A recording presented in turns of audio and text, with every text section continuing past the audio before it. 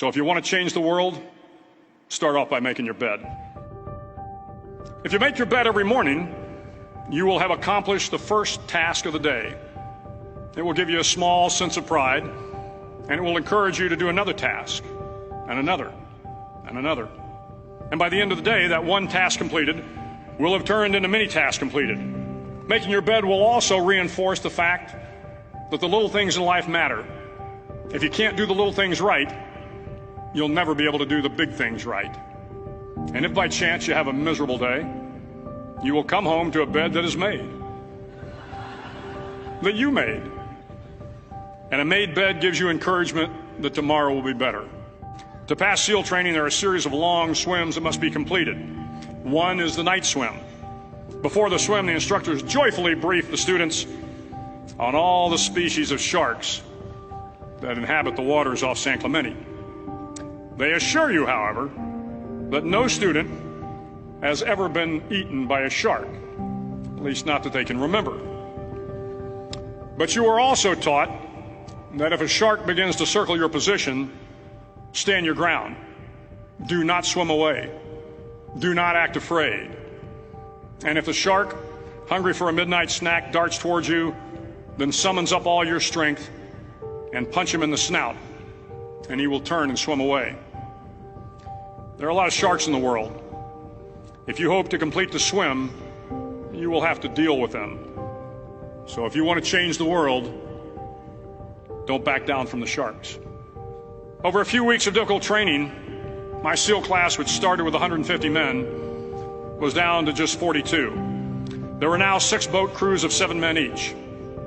I was in the boat with the tall guys, but the best boat crew we had was made up of the little guys, the Munchkin crew, we called them. No one was over 5'5". The Munchkin boat crew had 1 American Indian, 1 African American, 1 Polish American, 1 Greek American, 1 Italian American, and 2 tough kids from the Midwest.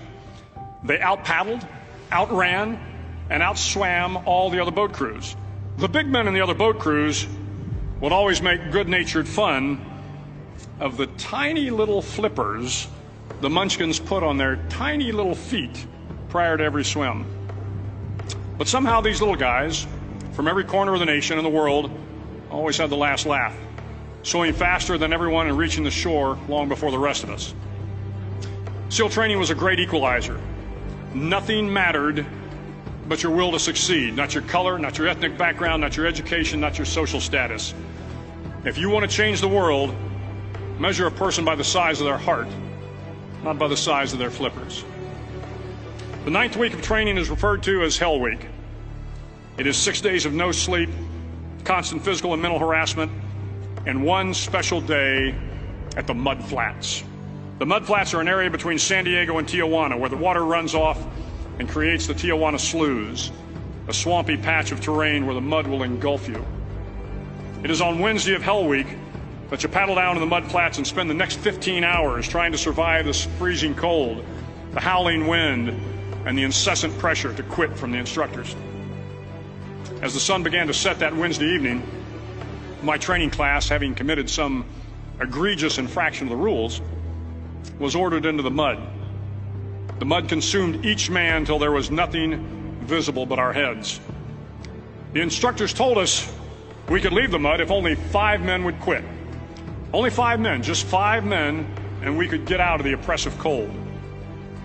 Looking around the mud flat, it was apparent that some students were about to give up. It was still over 8 hours till the sun came up. 8 more hours of bone-chilling cold. The chattering teeth and the shivering moans of the trainees were so loud, it was hard to hear anything. And then one voice began to echo through the night. One voice raised in song. The song was terribly out of tune, but sung with great enthusiasm. One voice became 2, and 2 became 3, and before long, everyone in the class was singing.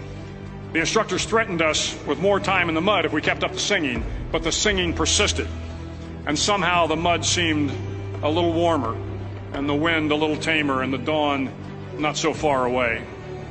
If I have learned anything in my time traveling the world, it is the power of hope, the power of one person, a Washington, a Lincoln, King, Mandela, and even a young girl from Pakistan, Malala. One person can change the world by giving people hope. So if you want to change the world, start each day with a task completed. Find someone to help you through life. Respect everyone. Know that life is not fair and that you will fail often. But if you take some risks, step up when the times are the toughest, face down the bullies, lift up the downtrodden, and never, ever give up. If you do these things, the next generation and the generations that follow will live in a world far better than the one we have today. And what started here will indeed have changed the world for the better.